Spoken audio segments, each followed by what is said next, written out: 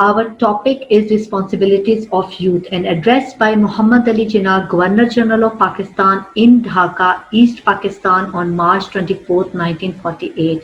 What is the link of East Pakistan with the West Pakistan in which today we are living? It was our part. We got freedom in 1947, but unfortunately in 1971 we lost it and it appeared as a Bangladesh on the map of the world.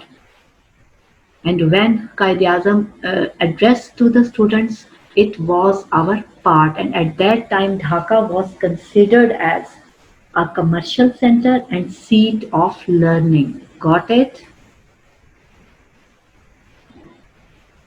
Our objectives are students will be able to read the lesson with comprehension and write synonyms of difficult words. Here is the new textbook, a textbook of English grade 11 test edition by Khyber Pakhtunkhwa Textbook Board. My sources are New English Textbook for Class First Year and extract of Quaid-e-Azam's speech. Use of Urdu language. There are people who are trying to exploit the language controversy in order to stir up trouble, in order to aggravate the trouble. There can, however, be only one language, that is the language for intercommunication. Intercommunication means which serves as a link between the provinces, between the various provinces of the state, and that language should be Urdu and cannot be any other. And here is the speech about Urdu language. The principal students of Dhaka University at Dhaka, the capital of the then province of East Bengal, in March 1948, the Quaid-e-Azam said, "Let me make it very clear to you, no doubt, and state language, Pakistan, is going to be Urdu and no other language."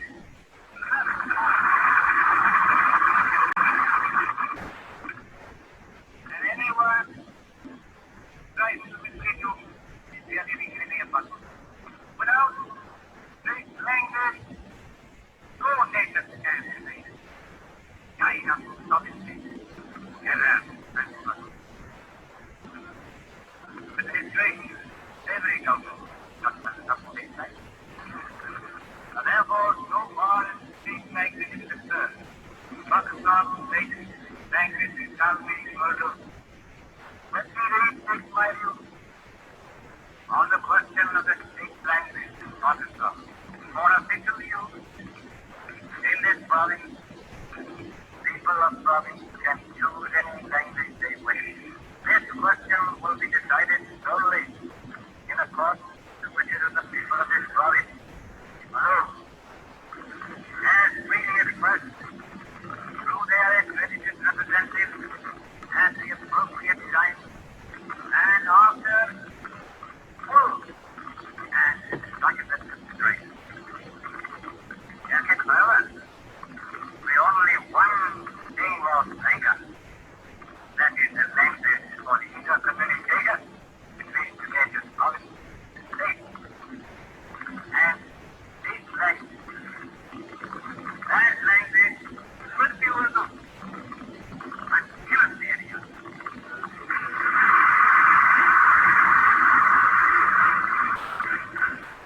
This language, therefore, must obviously be Urdu. The language that has been nurtured by 100 million Muslims of this subcontinent. Language understood throughout the length and breadth of Pakistan.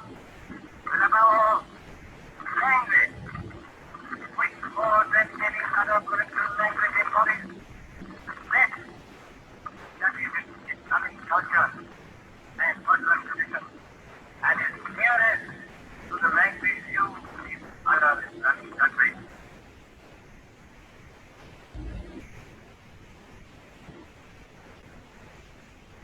Iqbal and Qaid's vision of Pakistan. His Allama Iqbal views were substantially means relating to or in accordance with in consonance, in harmony with, in agreement with my own, and had finally led me to the same conclusions. By Quaid-e-Azam Muhammad Ali Jinnah, both leaders have the same views about getting a separate homeland. Who was Quaid-e-Azam? Quaid-e-Azam Muhammad Ali Jinnah was one of the most fascinating and remarkable personalities of modern world history. He possessed excellent qualities of pen, it means he was a scholar; mind, he was an intellectual; and heart, he was a kind-hearted person. He played a very significant role in changing the course of history. What is meant by change the course of history? To change the course of history means to achieve something for which you tried to. And destinies of man in subcontinent. Yes, it is true. Quaid-e-Azam Muhammad Ali Jinnah was succeeded in getting a separate homeland for the Muslims of subcontinent. He created a state on the base of Muslim identity in the Indo-Pak subcontinent. He also struggled hard to build it strong with his dynamic role as the first Governor-General of Pakistan. Who was the first Governor-General of Pakistan? Quaid-e-Azam was the first Governor-General of Pakistan.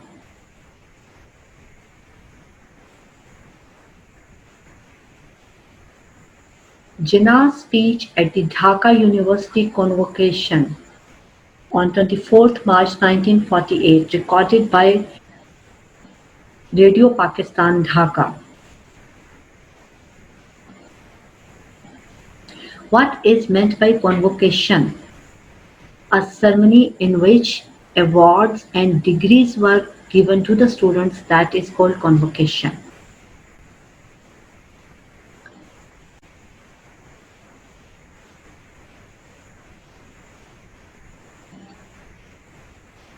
What is the responsibility of youth? Youth is responsible to build the nation, to make the society good and noble.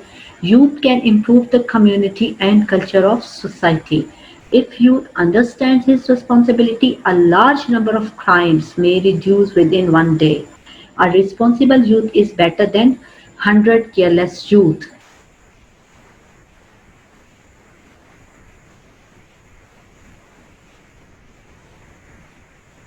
Responsibilities of youth. Mr. Chancellor, ladies and gentlemen, when I was approached by the Vice Chancellor with a request to deliver the convocation address, I made it clear to him that there were so many calls on me that I could not possibly prepare a formal convocation address on an academic level with regard to the great subjects with which university deals, such as arts, history, philosophy, science, law, and so on. He was so busy that he could not prepare a formal convocation address. But I did, however, promise to say a few words to the students on this occasion, and it is in fulfillment of that promise that I will address you now. First of all, let me thank the Vice Chancellor for the flattering terms in which he referred to me.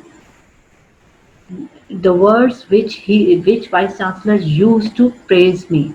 Mr. Vice Chancellor, whatever I am and whatever I have been able to do, I have done it merely as a measure of duty which is incumbent upon every Mussulman to serve his people honestly and selflessly.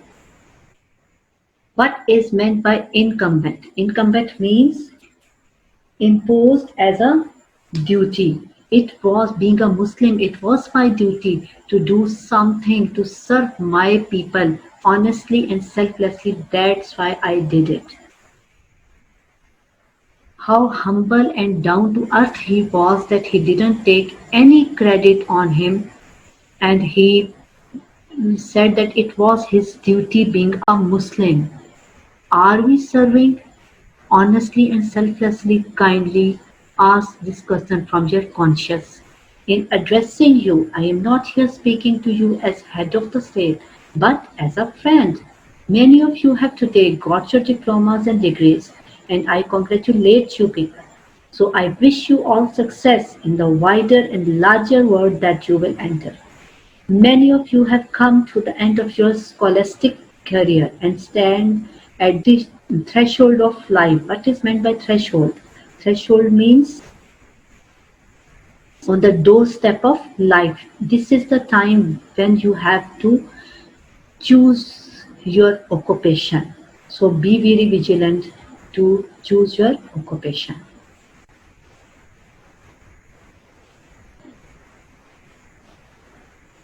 Unlike your predecessors, you fortunately leave this university to enter life under a sovereign independent state of your own.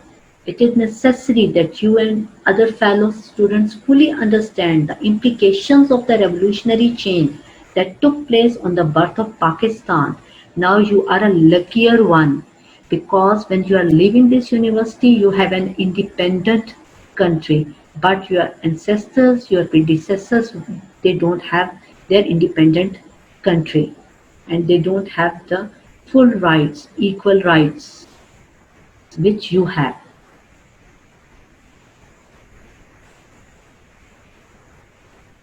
We have broken the shackles of slavery. What is meant by shackles? A usually U-shaped fastening device secured by a bolt or pin through holes in the end of the two arms, which is used for the prisoners. So we have broken the shackles of slavery, the shackles of imprisonment. We are now a free people. Our state is our own state. Our government is our own government of the people, responsible to the people of the state, and working for the good of the state. It means that we have a democratic state. Democracy means government of people, by the people, and for the people. Freedom, however, doesn't mean a license. It doesn't mean that you can now behave just as you want.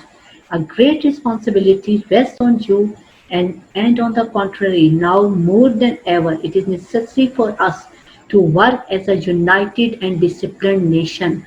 How we work as a united and disciplined nation? When we follow the Constitution of Pakistan, then we will be able to work as a united and disciplined nation. Got it?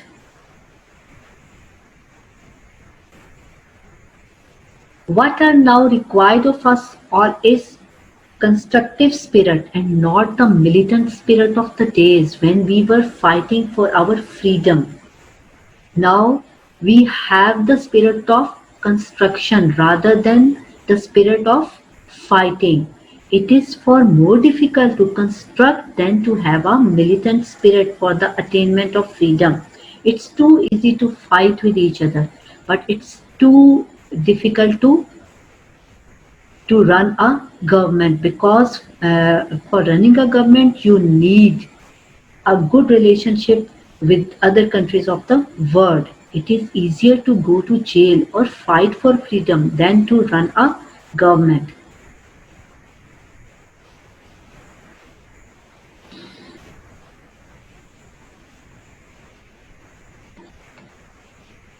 Let me tell you something of the difficulties that we have overcome and of the dangers that still lie ahead. Because past and future both are interlinked with each other, and your present is linked with your past as well as your future. Thwarted in their desire, it means to oppose successfully, to defeat the hopes or aspiration of our enemies, to prevent the establishment of Pakistan. Our enemies turned their attention to finding ways and means to weaken and destroy us. Thousands of men, women, and children were mercilessly butchered, and millions were uprooted from their homes. Over 50 lakhs of these arrived in the Punjab within a matter of weeks. The care and rehabilitation of these unfortunate refugees, stricken in body and in soul, wounded in body and in soul, presented problems which might well have destroyed many a well-established state.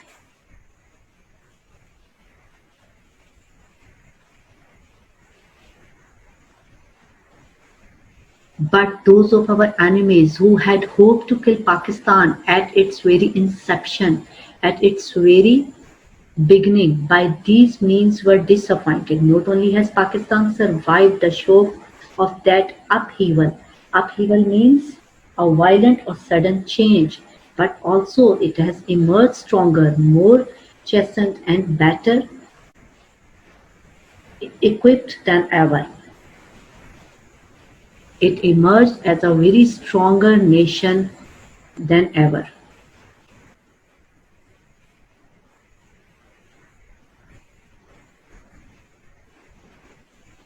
There followed in rapid succession other difficulties such as withholding by India of our cash balances.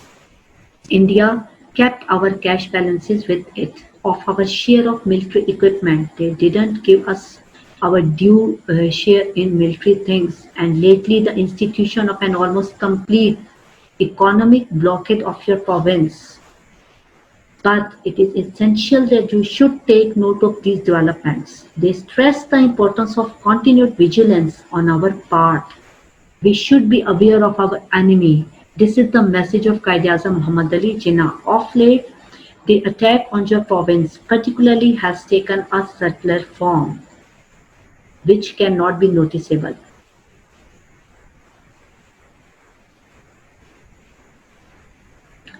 It is only thus that you can equip yourselves for the battle of life that lies ahead of you.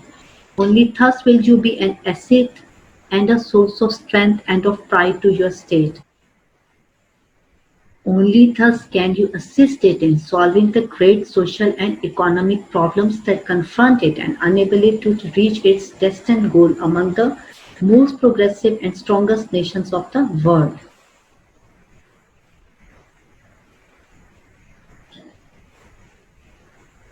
Our enemies, among whom I regret to say there are some Muslims, have set about actively encouraging provisionalism in the hope of weakening Pakistan. Those who are playing this game are living in a fool's paradise. A flood of a false propaganda is being daily put forth with the object of undermining. Undermining means lessening the effectiveness of power or ability, the solidarity of the Muslims of this state, and inciting the people and encourage or stir up the people to commit acts of lawlessness. They want to destabilize us.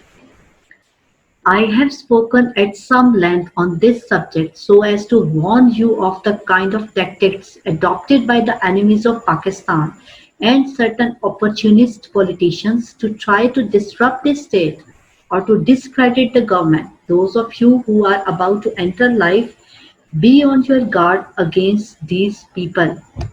Those of you who have still to continue your studies for some time, do not allow yourselves to be exploited by any political party or self-seeking politicians.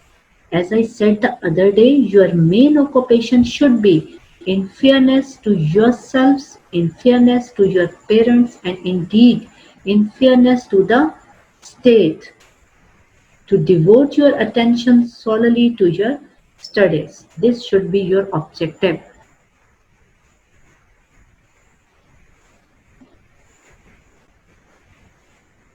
Secondly, guard against and weed out selfish people who only wish to exploit you so that they may swim. Thirdly, learn to judge who are really true and really honest and unselfish servants of the state who wish to serve the people with heart and soul and support them. Fourthly, consolidate the Muslim League Party which will serve and build up a really and truly great and glorious Pakistan.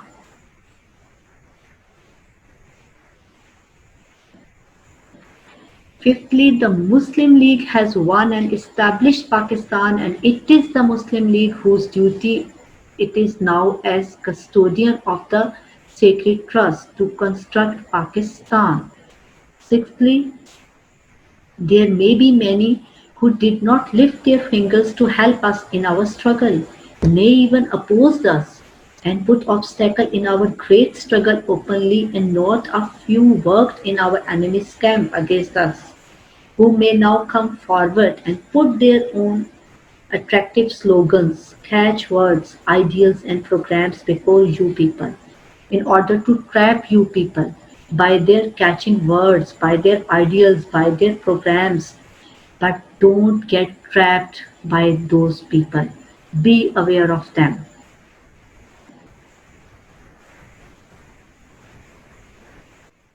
United you stand. There is another matter that I would like to refer to, my young friends. You have been following the rut. What is meant by rut? A habit or pattern of behavior that has become dull, but still it is going on. Everyone wants to get a government job, but it should not be. You get your degrees, and when you are thrown out of this university in thousands, all that you think and hanker for is government service. As your Vice Chancellor has rightly stated, the main object of the old system of education and the system of government existing hitherto was really to have well-trained, well-equipped clerks. Of course, some of them went higher and found their level, but the whole idea was to get well-qualified clerks. Civil service was mainly staffed by the Britons, and the Indian element was introduced later on, and it went up progressively. Well, the whole principle was to create a mentality, a psychology, and a state of mind that an average man, when he passed his BA or MA, was to look for some job in government. If he had it, he thought he had reached his height. I know, and you all know what has been really the result of this. Our experience has shown that an MA earns less than a taxi driver, and most of the so-called government servants are living in a more miserable manner than many menial servants who are employed by well-to-do people. Now, I want you to get out of that rut and that mentality, and especially now that we are in free Pakistan.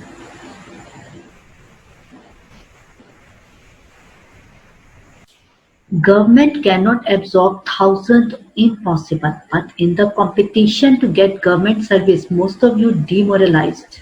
Government can take only a certain number, and the rest cannot settle down to anything else. And being disgruntled are always ready to be exploited by persons. Anyone who is disappointed, who have their own access to grind. Definitely a person, if you fail to achieve government job, doesn't matter. There are so many other fields which are open for you, but don't get trapped by the enemies of Pakistan.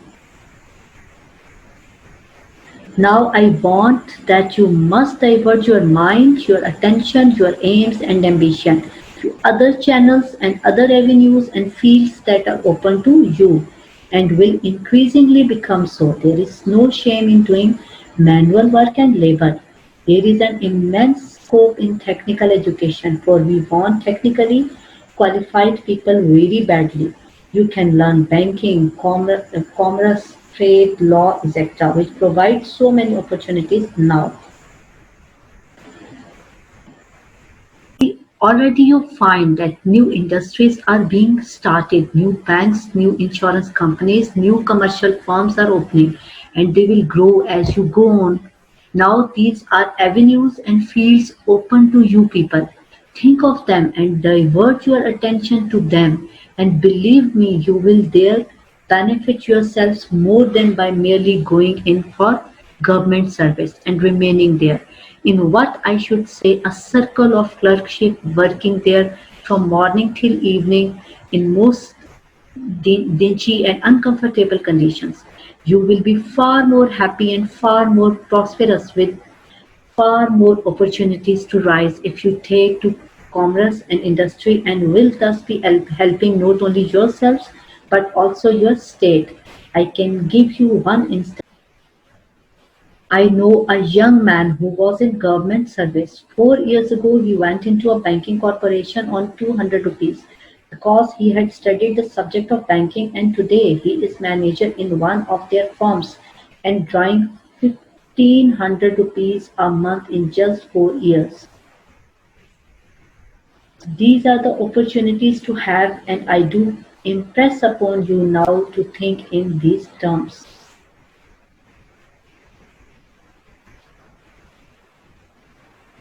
Jinnah told the nation in his last message on 14th August 1948, "The foundations of your state have been laid, and it is now for you to build and build as quickly and as well as you can." There is no power on earth that can undo Pakistan. Qaid-e-Azam Muhammad Ali Jinnah. Students will be able to read the lesson with comprehension, write synonyms of difficult words. Thank you so much for your attention. Have a nice day. Stay blessed. Allah Hafiz.